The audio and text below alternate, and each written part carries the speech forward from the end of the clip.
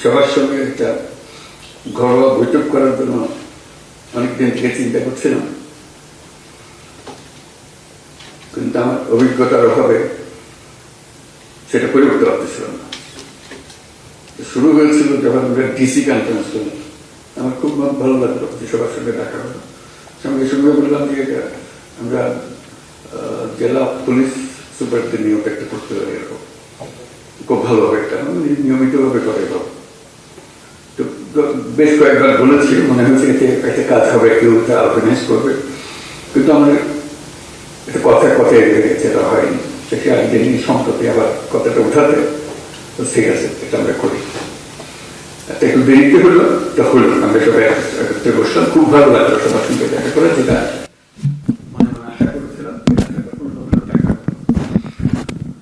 আশা করেছিলাম। এই জন্য সরকার যাই কিছুই করতে চাক না কেন, যে ভঙ্গিতেই করতে চাক না কেন, শেষ পর্যন্ত পুলিশের হাত দিয়ে করতে হয়।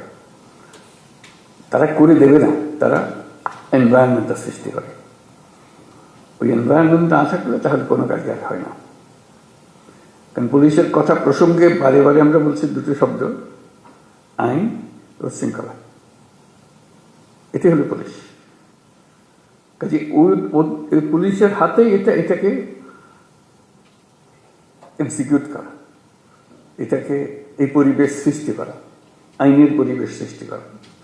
আইন যদি না থাকলো তাহলে সরকারও কি, গণতন্ত্র কি, অধিকার কি, মানুষ নাগরিকদের কি, কিছুই থাকে না।